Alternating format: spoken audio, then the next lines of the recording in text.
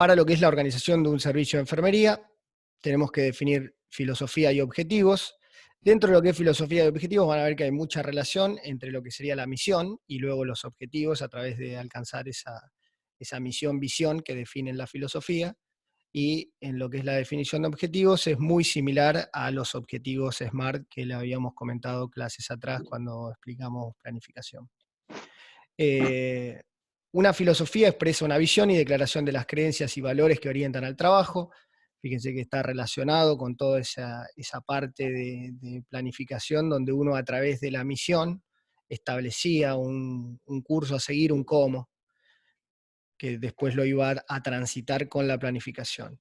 Debe constar por escrito, eso es fundamental.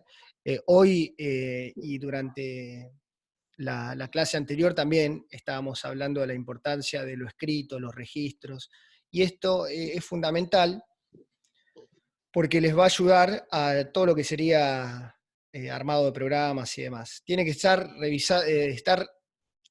al estar por escrito nos permite hacer una revisión periódica y que sea registrable, justamente. Y además, en lo que sería la filosofía, uno va a tener en cuenta perfiles que necesitamos para lo que sería el desarrollo del ejercicio profesional. Ahora vamos a ver cuando veamos la 194/95 que define un poquitito más al detalle esa cuestión de las incumbencias del servicio de enfermería y qué es lo que tiene que hacer el servicio puntualmente. Los objetivos, bueno, creo que hemos hablado ya de manera cabal y precisa sobre este tema. Lo que tengo como para aportar al respecto, y que lo decimos siempre, es si no hay un objetivo, no hay posibilidad de mirar un norte.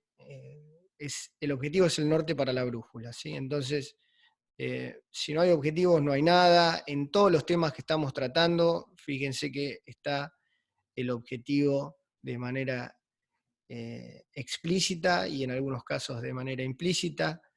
Les pedimos por favor que es un tema que no se lo pueden perder, ya como ayudita, si uno hiciera una pregunta al respecto o se enfocaría en esto, saben que como objetivo nos interesa que interpreten qué son los objetivos.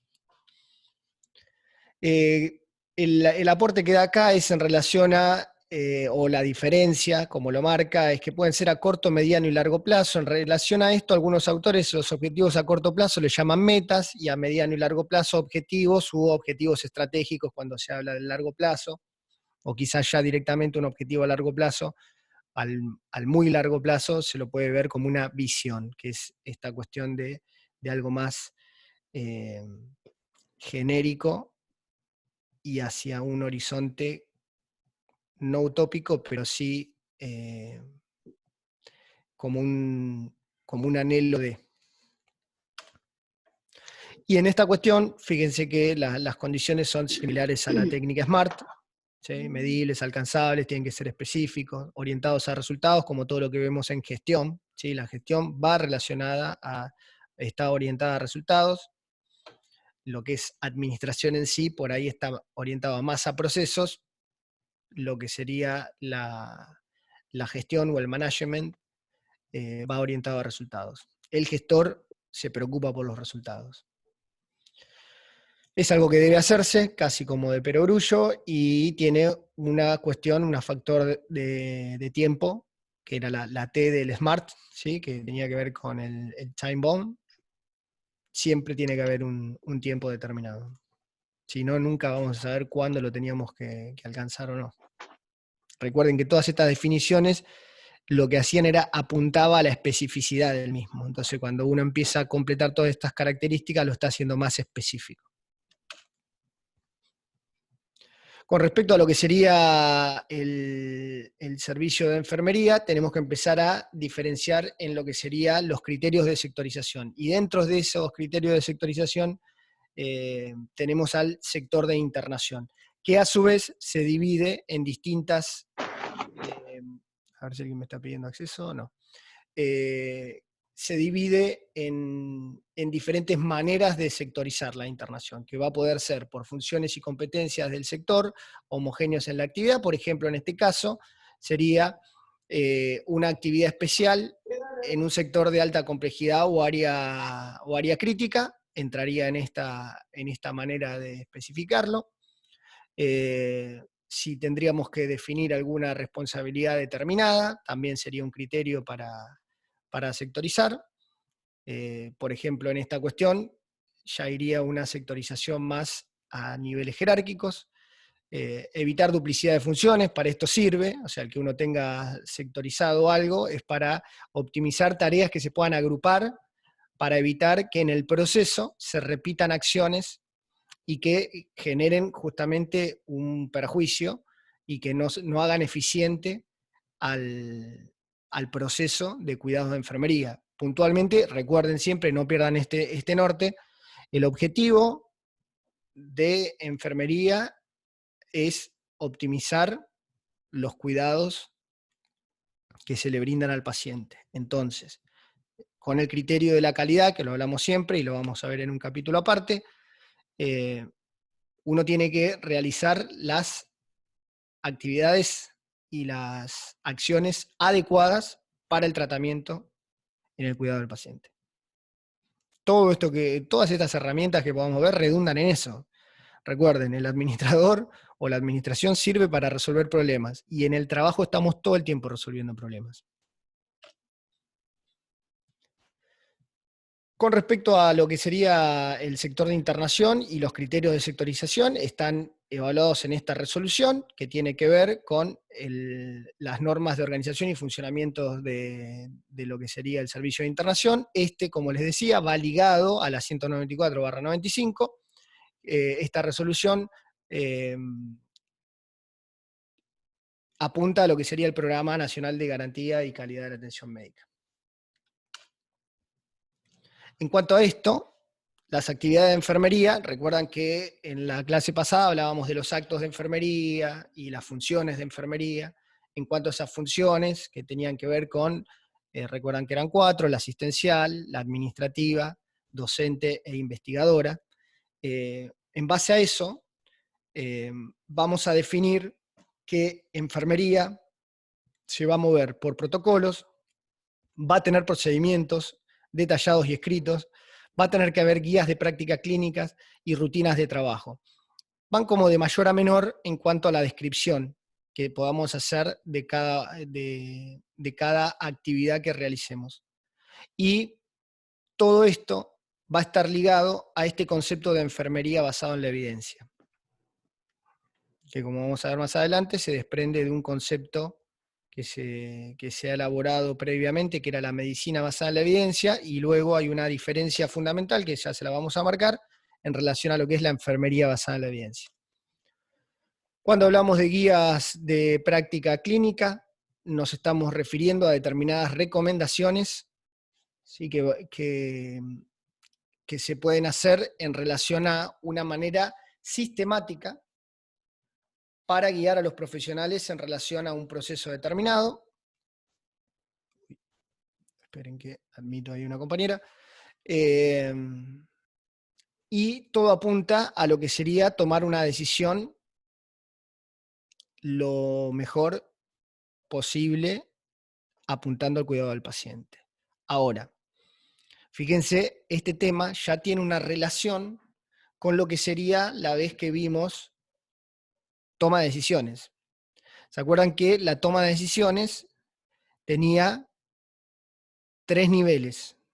Las decisiones programadas, las no programadas y las contingentes. Y que la idea sería ir como de abajo hacia arriba. Si una contingencia, ¿sí?, tiende a repetirse, ya podría pasar a una cuestión no programada, y la idea sería que todo lo no programado vaya tendiendo a ser programable. Y en la definición de decisiones programadas había una palabrita fundamental que era la cuestión de la rutina o tener en cuenta protocolos. Entonces toda esta cuestión apunta a esto. Cuando yo tengo recomendaciones sobre sobre una guía determinada para realizar tal o cual procedimiento, lo que va a hacer es que yo tenga un marco de referencia para poder accionar. Eso va a hacer que la decisión sea cada vez más certera, o al menos va a reducir esa incertidumbre de la que hablábamos en un momento, como alternativas que tengo para tomar la mejor decisión. En relación a lo que serían los beneficios para usar protocolos o guías de práctica clínica, mejora la calidad de la asistencia sanitaria, reduce el número de procedimientos innecesarios, esto es fundamental. Imagínense que si uno no tuviera una guía clara de qué es lo que tiene que hacer en determinadas situaciones, es muy probable que haya procedimientos que no teníamos que hacer y por ahí los hicimos por desconocimiento, y eso redunda en una mala calidad de asistencia al paciente. Imagínense que, por ejemplo, tengan que pinchar 2 veces un paciente. eh, no es de buena calidad un servicio en el que ocurran esas cuestiones, ¿sí? Disminuye la variabilidad en la práctica clínica. Acá hago una mención porque por ahí ponemos variabilidad de la práctica clínica y no sé si todos saben lo que es la variabilidad de la práctica clínica. Para el caso menciono esto. La variabilidad en la práctica clínica lo que apunta es que a una misma patología realizo distintos tratamientos. A un mismo paciente con un diagnóstico determinado se le realizan distintos tratamientos. Eso como primera medida o primer ejemplo. Claramente, si a una misma patología realizo tratamientos diferentes y a veces ocurre en una misma internación, que eso ocurre, ni siquiera digo de un paciente que por ahí tiene varias reinternaciones en el año o en el mes, y que de pronto por ahí es una patología, una eh, reinternación inmediata, o sea, por la misma patología vuelve a internarse y le realizan un procedimiento distinto. La percepción del paciente no es la de una buena calidad cuando hay 2 interlocutores o 2 actores en salud que uno hace una cosa y el otro hace otra. Para eso, la institución, como hablábamos en la clase anterior, adopta determinados protocolos, determinados formularios, determinadas formas que van a ser a procedimientos, y en base a eso nos mantenemos bajo una misma filosofía que va a derivar o redundar, si está bien establecida, en buenas prácticas de manera uniforme. Yo lo que estoy haciendo... Sí, escuché que alguien quería hablar. Hay alguien que tiene activado el micrófono y se escucha como si estuvieran queriendo hablar. Continúo entonces. Mejora la información que recibe el paciente, esto es fundamental. Hoy hablábamos de un ejemplo con procedimientos, pero también podemos tener el ejemplo donde viene un actor en un turno y le dice una cosa al paciente y el siguiente que toma la guardia le informa otra. Eso no es bien percibido por el paciente lo toma incluso y a veces hasta nos puede ser contraproducente, porque claramente el paciente no es quien tiene el know-how de la cosa, y luego, de acuerdo a pacientes que por ahí son, permítanme el término, mañosos, eligen lo que mejor les conviene a la hora de comunicar.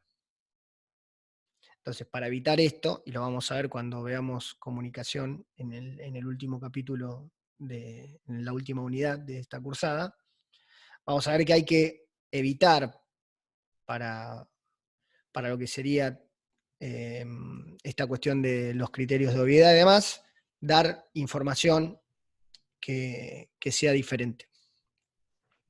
Claramente esto reduce notoriamente los costos, pero quiero que hagamos foco en lo que sería el criterio de lo adecuado y la calidad, que después esto redunda en menores costos claramente. Inicialmente tienen que pensar que se hace por el mejor cuidado del paciente. Ahora, después piénsenlo de esta manera. Si yo a un paciente lo trato de manera adecuada a su cuidado y puedo hacer que su patología se resuelva en el tiempo óptimo, voy a tener un paciente lo antes posible fuera de la institución, reduciendo riesgo de infección intrahospitalaria y demás. Voy a hacer que el paciente vuelva lo más rápido posible a la actividad. Voy a hacer que mi promedio de días de estada baje y por ende voy a tener camas disponibles para poder dar más atención a otros pacientes que lo requieran. Así que imagínense cómo influye de manera positiva un tratamiento correcto.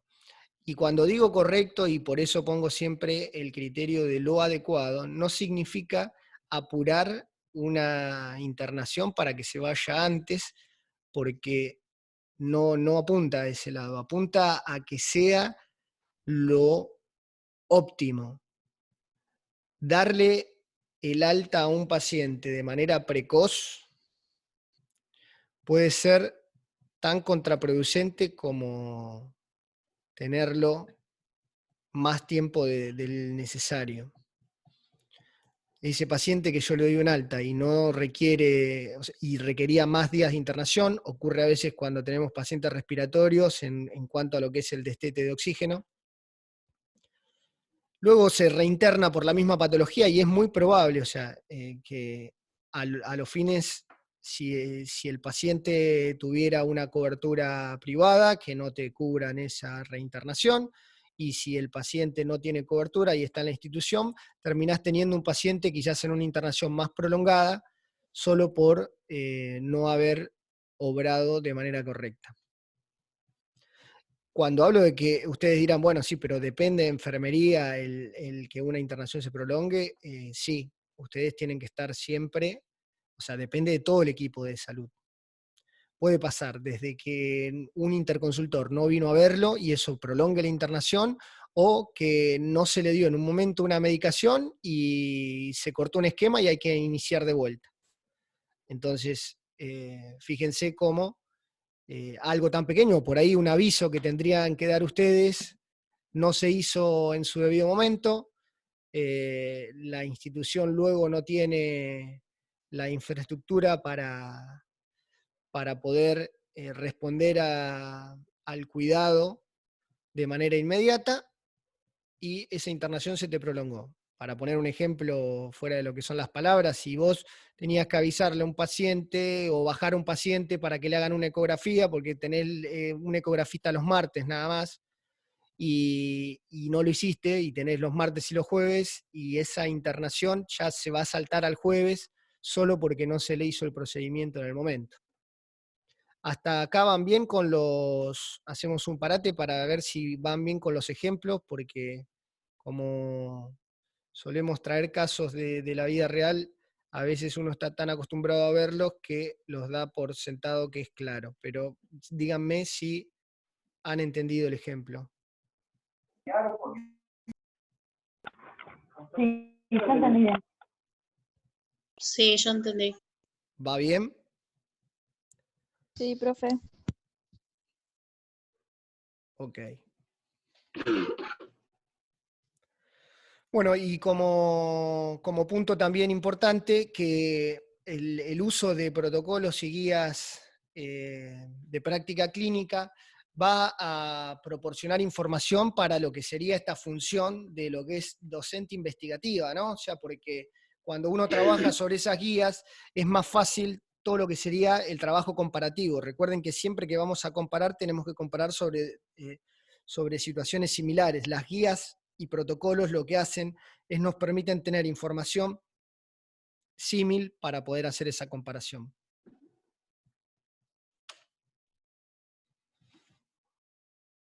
En relación a lo que sería protocolo de atención, son conjuntos de aplicaciones ya estandarizadas. Recuerden que esto lo veíamos relacionándolo siempre con lo que es la toma de decisiones, en cuanto a lo que eran los procesos rutinarios, cuando uno ya tiene determinada situación, por ejemplo, cómo se trata una neumonía, de acuerdo a los informes de la SADI, que te digan, bueno, hoy la estamos tratando con tal antibiótico, de acuerdo a lo que serían los informes de comité de infecto interno, donde digan, bueno, mira, de acuerdo a la flora bacteriana que tiene la institución, vamos a tratar a los pacientes con pipertazo o tal medicación, se arman protocolos de atención y en base a eso ya se sabe que cuando un paciente viene con una neumonía, recuerdan cuando vimos el tema de las prescripciones médicas, seguramente nos va a llegar una orden que diga, bueno, al paciente hay que darle, no sé, ampi-sulbactam cada 8 horas de manera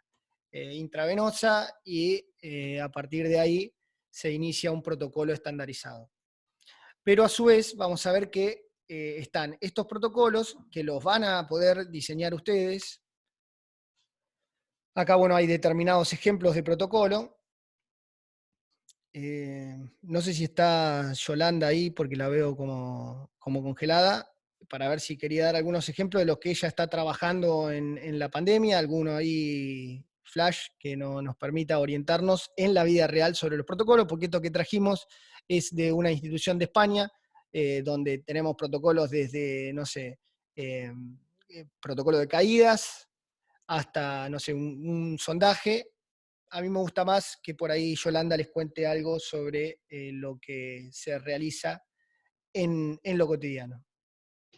Sí, por ejemplo, algo que tuvimos que trabajar al inicio de la contingencia fue protocolizar o generar normativas que tenían en cuenta las distintas situaciones o los distintos casos de uso, nivel de protección, qué paciente era el que se estaba asistiendo o qué tipo de procedimientos estaba haciendo. Que hoy por hoy no es lo mismo trabajar con un paciente que es sospechoso en aislamiento, o por ejemplo, no es lo mismo el equipo de protección personal que voy a usar en internación general con un paciente que tiene sospecha de COVID y un paciente que está en la terapia intensiva, que escribirlo, porque si bien el que trabaja sabe que hay medidas de aislamiento, de contacto respiratorio, de contacto respiratorio, hubo que adaptar.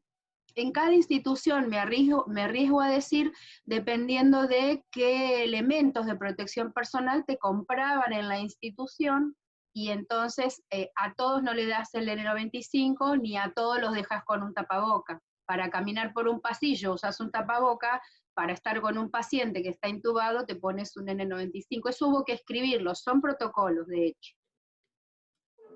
Perfecto. Hay protocolos para todo, Walter, para el manejo del cadáver, para la transferencia del paciente, para el ingreso al hospital, incluso para la administración de fármacos hubo que modificar procesos.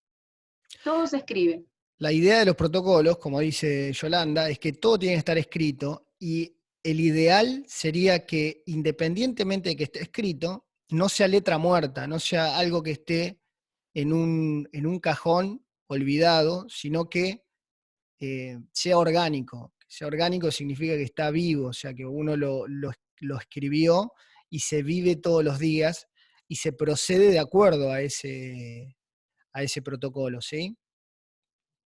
Después están, por ejemplo, los procedimientos, como les dije, iban como de mayor a menor en cuanto a especificidad. Ya en los procedimientos, fíjense que uno pone administración de medicación vía rectal y va a empezar a poner la descripción, el objetivo del procedimiento, los recursos necesarios en cuanto a personal, los recursos en cuanto a materiales, cuál va a ser la técnica de ejecución, las observaciones particulares y el registro, que siempre es fundamental.